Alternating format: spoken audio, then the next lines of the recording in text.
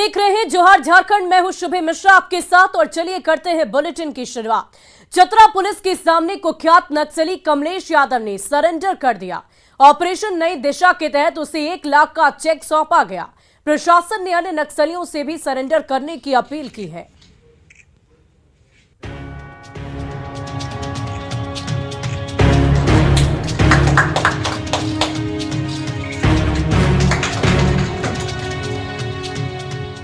चतरा के दुर्दांत नक्सली कमलेश यादव ने लंबी लड़ाई के बाद आखिरकार हथियार डाल ही दिया। चतरा के डीसी अबू इमरान, एसपी राकेश रंजन और सीआरपीएफ के कमांडेंट मनोज कुमार के सामने उसने माओवादियों के साथ छोड़कर मुख्य धारा में लौटने का ऐलान कर दिया।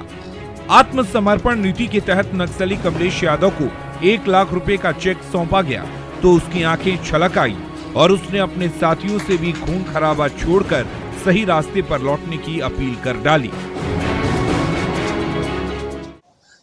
हम गलत भटक गए थे, इसके कारण से हम यहाँ आत्मसमर्पण किए। अपने दूसरे साथियों के लिए क्या संदेश देना चाहेंगे? दूसरा साथियों के हमारा साथी जो भी इतना दिन से भटक रहे हैं वो आकर के सरकार के द्वारा ये जो सिलेंडर पॉलिसी चल रहा है उसका आकर के अपना लाभ फायदा उठाएं। पिछले 8 साल से झारखंड और बिहार के कई इलाकों में आतंक का पर्याय रहे कमलेश यादव ने कभी सैक सदस्य गौतम पासवान और मनोहर गंजू दस्ते में एरिया कमांडर की भूमिका निभाई थी। 1 माह पहले प्रतापपुर में हुई मुठभेड़ में वो भी शामिल रहा था। चतरा, लातेहार और पलामू के कई थानों में उसके खिलाफ 1 दर्जन से ज्यादा केस चल रहे हैं। पर सरेंडर करने के बाद भी ये मामले उस पर चलते रहेंगे। तब तक वो ओपन जेल में रहेगा। वहीं चतरा जिला प्रशासन ने कमलेश यादव की तरह दूसरे नक्सलियों से भी हथियार डालने की अपील की है कि जिस रास्ते पे आप भटके हुए हैं, जो आप जंगल भटक रहे हैं, उसमें कुछ भी नहीं रखा है, चाहे उसमें आपके पास गोली खाने के अलावा कोई और चारा नहीं बचा हुआ है। यह सही समय है। सरकार भी ये चाहती है कि नक्सली आत्मसमर्पण करें।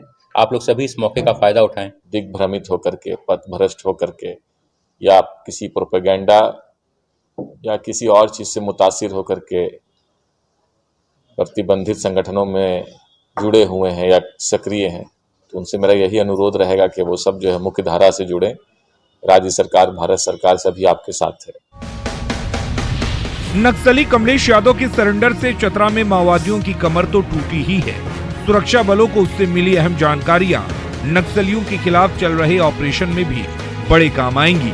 Bureau report, news 18। और देखिए, रांची में बधाई की रस्म को लेकर दूल्हे के परिवार और किन्नरों में भिड़ंत हो गई। मारपीट में दूल्हा और दुल्हन के साथ साथ कई किन्नर भी जख्मी हो गए।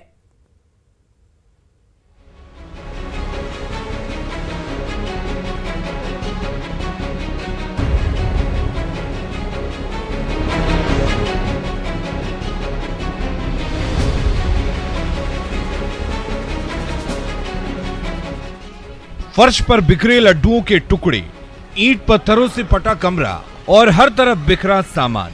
बरियातों के इस घर में 2 दिन पहले ही नई नवेली दुल्हन ने कदम रखा था।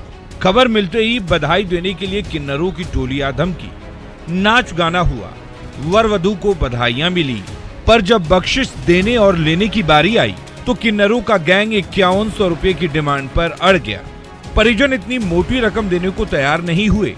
दोनों ओर से गर्मा गर्म बहस होने लगी। देखते ही देखते ईंट और पत्थर चलने लगे। गुस्से से आग बबूला किन्नरों ने विवाह के घर को तहस नहस कर दिया। चारों ओर मिठाइयां फेंक दी और परिजनों से भी मारपीट की। आज ये लोग 40-50 आदमी झुंड बना के आई और हम लोग वहाँ कैटरिंग वाला को सामान दे रहे। देखिए वो सामान, और वो सीधे ही बाबू को हम लिए, साड़ी खोली और मारने लगी ईटा पत्थर से, मोबाइल छीन ली मेरा। इनके द्वारा गुंडागर्दी किया गया है। आप देख सकते हैं कितने लोग हैं यहाँ पर। ठीक है, इन्होंने सीधा हमारे घर में अंदर आए हैं और सीधा घर में तोड़फोड़ किया। हम सबसे मारपीट की, औरतों से, बच्चों से। शादी ब्याह के सीजन में किन्नरों का झुंड इन दिनों शादी वाले घरों के आसपास अक्सर दिखाई दे जाता है। जैसे ही बरियातू निवासी उमाशंकर प्रसाद के बेटे की शादी की खबर मिली, किन्नरों की पूरी टोली ही बरियातू पहुंच गई। पर बख्शिश की रकम को लेकर ऐसा बखेड़ा हुआ कि शादी की खुशियां गम में तब्दील हो गईं। गुस्सैल किन्नरों ने बुजुर्गों और बच्चों के साथ साथ दूल्हा और दुल्हन की भी पिटाई कर डाली, तो मारपीट में कई किन्नरों को भी चोट लगी।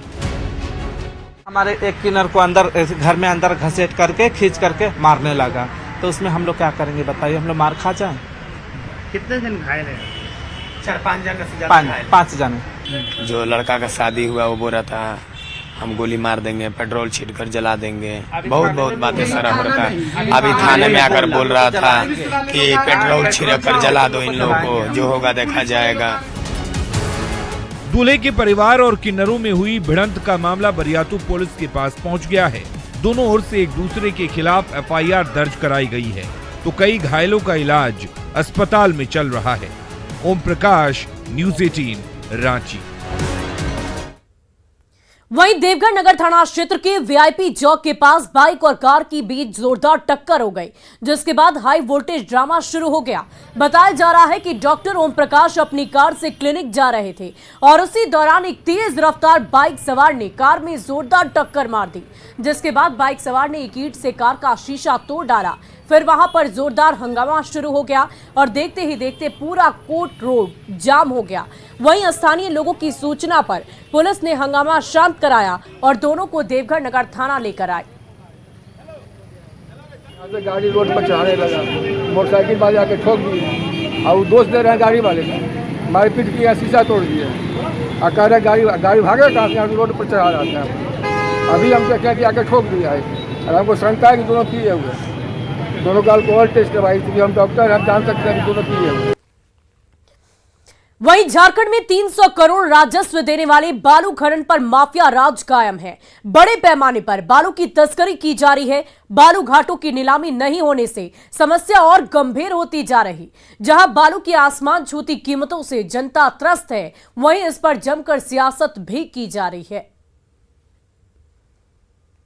रात में आप देखिएगा तो बालू हर रोड से आपको नजर आएगा, बड़े बड़े हाईवा से, ट्रक से, ट्रैक्टर से, लेकिन इसके बावजूद लोगों को बालू नहीं मिल रहा।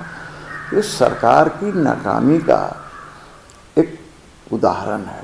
22 साल तक भाजपा ने बालू को लूटा, उस सिस्टम को सुधारने में थोड़ा समय लगेगा। हमारी सरकार सुधार रही है, लेकिन इतना जरूर कहूँगा कि आप लोग बालू वगैरह के बारे में हमसे मत पूछिए। धमकियाँ मिलती हैं, मुझे फंसाया जाता है। आप जान रहे हैं मेरी छवि, आज तक मेरा कोई दुश्मन पैदा नहीं हुआ, लेकिन जब से ये सब मुद्दे आए हमारे दुश्मन पैदा हो गए। कुछ तकनीकी ऐसे कारण हैं जिसमें समय लगता है और मुझे लगता है कि उस प्रक्रिया में सरकार है। आने वाले कुछ दिनों के अंदर ही तमाम बालू घाट जो जितना जल्दी उसे ओपन किया जा सकता है जनता के लिए, उसकी नीलामी होगी और मुझे लगता है तब 1-8 महीने के अंदर सभी कुछ नॉर्मलाइज हो जाएगा। और झारखंड मंत्रालय में मुख्य सचिव सुखदेव सिंह ने 5 साल से लंबित पुलिस केस का रिव्यू किया और सबसे ज्यादा पेंडिंग केस रांची, धनबाद, बोकारो, हजारीबाग और जमशेदपुर में मिले। सितंबर माह तक इसमें से 50% केस सुलझ गए, जबकि दिसंबर तक और 600 मामलों को निपटाने का लक्ष्य रखा गया है। इसके लिए जल्द ही इंस्पेक्टर और नोडल अफसरों को जिम्मेदारी दी जा सकती है। झारखंड के डीजीपी नीरज सिन्हा और एडीजी संजय आनंद लाटकर ने बताया कि पुलिस महकमा त्वरित गति से कामकाज कर रहा है। हम लोग टारगेट कर रहे हैं कि उनको जल्द कर दें तो 500 केस तो ऐसे ही निकल जाएंगे। उसके अलावा कई केसेस में चार्ज के लिए पेंडिंग थे। नॉन एसआर केसेस कई पेंडिंग हैं, क्योंकि इंस्पेक्टर्स जो हैं, सर्कल इंस्पेक्टर्स का पोस्ट शहरी क्षेत्रों में अब नहीं रहा, तो उन सभी के लिए समाधान हम लोगों ने। पुलिस मुख्यालय ने जो लक्ष्य रखा था उस हिसाब से दिसंबर अंत तक हमें इन सभी पेंडिंग केसेस को खत्म करना था, लेकिन अभी माननीय मुख्य सचिव महोदय द्वारा बताया गया है कि कुछ केसेस है जिसमें अरेस्ट वगैरह अभी बाकी है, कुछ टेक्निकल अनुसंधान बाकी है, जिसे हमें दूसरे मशीनरी पर डिपेंडेंट रहना पड़ता है, फॉरेंसिक साइंस लैबोरेटरीज पे वगैरह। तो वैसे केसेस में मार्च तक जा सकते हैं। अदरवाइज जिनका अनुसंधान हमारे स्तर पे कंप्लीट होना है अगले माह तक हम करेंगे और अभी 50% तो हमारा 1.5 महीने में खत्म हो चुका है। और धनबाद की जामाडोबा में बीओआई के एटीएम से कैश बॉक्स की चोरी के 3 दिन गुजर चुके हैं, पर धनबाद पुलिस के हाथ अब तक खाली हैं। संदरी के एसडीपीओ अभिषेक कुमार ने घटनास्थल का जायजा लिया। एटीएम के कमरे से कुछ कार्ड मिले जिसे जब्त कर लिया गया है, पर चोरों का कोई सुराग नहीं मिला। पिछले 28 नवंबर को शातिर चोरों की गैंग ने दिन दहाड़े बीओआई के एटीएम से कैश बॉक्स चुरा लिया था। उस समय उस कैश बॉक्स में 18 लाख रुपए थे, जिसे एपीएस कंपनी ने एक दिन पहले ही उस कैश बॉक्स में भरा था। जांच की जा रही है। ये जांच के बाद ही, अनुसंधान के बाद ही कुछ हो सकता है कि इसमें क्या हुआ है, नहीं हुआ है। सब अभी जो भी पहलू हैं, सारे पहलुओं को ध्यान में रखते हुए जांच की जा रही है। सीसीटीवी कैमरा, उसके डीवीआर को भी प्रॉपर परिस्थिति से हम जब्ती बना के हम लोग फोरेंसिक भेज रहे हैं। और चलिए बढ़ते अगली खबर की ओर। राजधानी रांची के उपभोक्ता बिजली की आंख मिचौनी से परेशान तो हैं ही, भारी भरकम बिल के झटके ने भी उपभोक्ताओं की कमर तोड़ कर रख दी है, पर बिजली विभाग ने आंखें अब भी मूंद रखी है।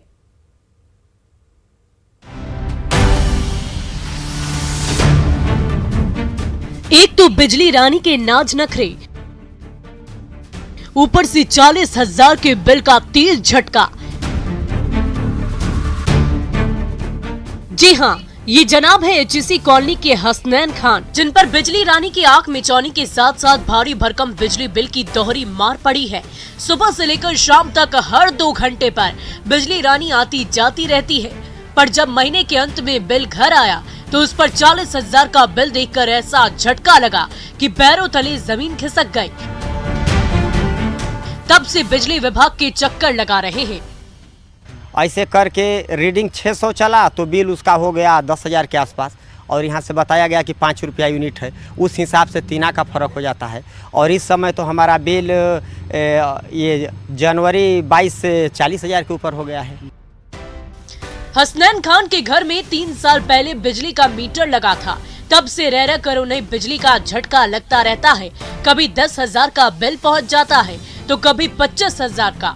जब तक पुराने बिलों को दुरुस्त करवाते हैं, अगले ही महीने 40,000 का भारी भरकम बिल थमा दिया जाता है। नहीं चुकाने पर तुरंत घर की बत्ती गुल कर दी जाती है। पर बिजली का बिल सुधारने में बिजली विभाग उपभोक्ताओं को नानी जरूर याद दिला देता है। थोड़ा सा डिले हो जाता है, कभी कभी बहुत सारे कंज्यूमर का रहता है ना, तो डिवीजन रहे तो कि डिवीजन है कि तीनों सब डिवीजन के एक साथ होता है, वहाँ तीनों का सब डिवीजन का बिल सुधार के लिए जाता ही है, तो थोड़ा कंज्यूमर का लिस्ट ज़्यादा बढ़ जाता है, इस कारण से थोड़ा समय लगता है। रांची वासी पिछले कई महीने से बिजली की आंख मिचौनी झेल रहे हैं। सुबह से शाम तक 6 से 7 घंटे बिजली गायब रहती है और उपभोक्ता बिजली बिल की गड़बड़ी से काफी परेशान रहते हैं। बीजेपी ने हालात पर गंभीर चिंता व्यक्त की है। राजधानी में 6-6 घंटे 8-8 घंटे लाइट नहीं रहती, कभी कभी तो रात कटती, सुबह लाइट आती है।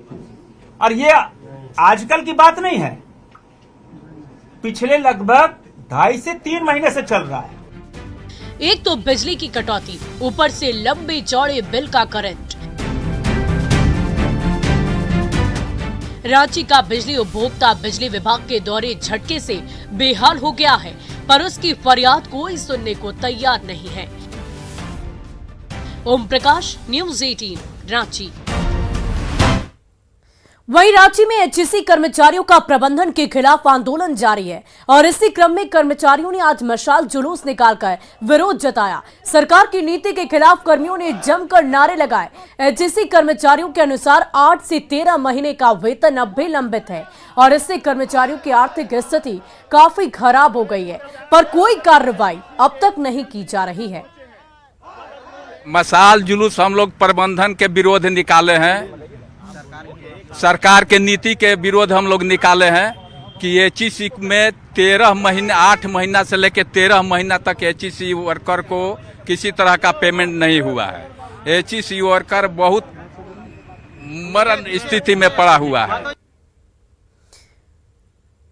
वहीं रामगढ़ के राधा गोविंद विश्वविद्यालय में एनसीसी का 8 दिवसीय कैंप का आयोजन किया जा रहा है। इसमें 500 कैडेट विभिन्न जिलों से हिस्सा ले रहे हैं।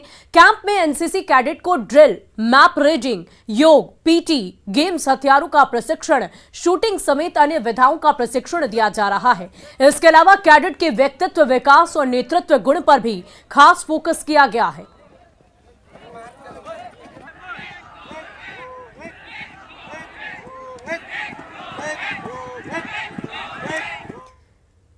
और रांची नगर निगम ने शहर भर में मॉड्यूलर टॉयलेट बनाए थे, लेकिन इन टॉयलेट्स की दुर्दशा ऐसी है कि कोई भी उपयोग नहीं करना चाहता। ऐसे में अब रांची नगर निगम एक बार फिर टॉयलेट कॉन्सेप्ट को चेंज करने जा रही है और शहर भर में 170 टॉयलेट बनाए जाएंगे जो सेंसर से संचालित होंगे। यानी अगर टॉयलेट गंदा होता है तो इसकी जानकारी सेंसर के द्वारा निगम को मिल जाएगी, जिसके बाद उसकी साफ सफाई तुरंत करा ली जाएगी।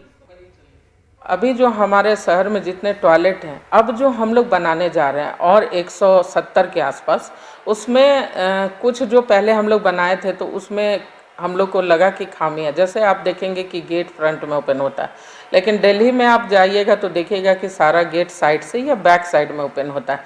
तो इस कॉन्सेप्ट को अब हम लोग ला रहे हैं। वहीं गोड्डा में मोबाइल और टॉर्च की रोशनी में खेलो झारखंड प्रतियोगिता का सम्मान समारोह हुआ, जबकि गोड्डा के गांव-गांव से जिला मुख्यालय आए छात्रों ने पूरे उत्साह के साथ प्रतियोगिता में हिस्सा लिया। पर जब सम्मान देने की बारी आई तो रोशनी का कोई इंतजाम ही नहीं था। नतीजन मोबाइल और टॉर्च की रोशनी मध्यम रोशनी में विजेता छात्रों को पुरस्कार ग्रहण करना पड़ा। प्राइज मिल रहा था, अंधेरे में मिल रहा था या रोशनी था स्टेज पे? अंधेरे में ही था। तो नीचे से दिख रहा था स्टेज की किसको क्या मिला? नहीं दिख रहा था, फोन से लाइट किया जा रहा था। फोन से उसी से प्राइज दिया गया। और अंधेरा में देना ये हमारे लिए अच्छा नहीं रहा, बच्चों को भी समझ में क्योंकि कोई देख ही नहीं पाया कि किसको प्राइज मिला। ये अब देख ही नहीं पा रहे थे कि किसको क्या मिल रहा है। अंधेरा में बच्चों लोग को भी समझ में नहीं आ रहा था कि हमको मिलेगा कि किसको मिलेगा। और देखिए, सिमडेगा नगर भवन में झारखंड खाद्य आयोग ने जन सुनवाई की। आयोग के अध्यक्ष हिमांशु शेखर चौधरी ने सिमडेगा के तमाम मुखियाओं से सीधा संवाद किया। साथ ही उन्होंने पीडीएस, आंगनबाड़ी और स्कूलों में चलने वाले मिड डे मील से जुड़ी गड़बड़ियों की जानकारी भी ली। साथ ही पंचायत प्रतिनिधियों को सरकारी योजनाओं की निगरानी करने के लिए प्रेरित किया। हमने इस प्रयास के तहत ये कोशिश की है कि पहले मुखिया को ये बताया जाए कि खाद्य सुरक्षा अधिनियम क्या है, उसके क्या क्या प्रावधान हैं, शिकायत करने के तरीके क्या हैं, किस तरीके से वो लोगों को प्रेरित कर सकते हैं कि वो अपने अधिकारों की बात करें और अधिकार अपना लें। तो ये मुखिया को ब्रीफ किया गया है। मुखिया को ये बताया गया है कि योजनाएं क्या क्या हैं, उसको पाने के क्या क्या तरीके हैं, किस योजना में क्या प्रावधान किया गया है। तो वो ये पूरे कार्यक्रम का मूल मकसद है मुखिया को जागरूक करना, मुखिया को जानकारी देना, ताकि मुखिया आगे बढ़ पाएं और खाद्य आयोग के लिए एक सेतु का काम कर पाएं, ताकि वो लोगों को बताएं, लोगों की शिकायत आयोग तक पहुंचाएं। और आइए अब देखते हैं झारखंड 2020।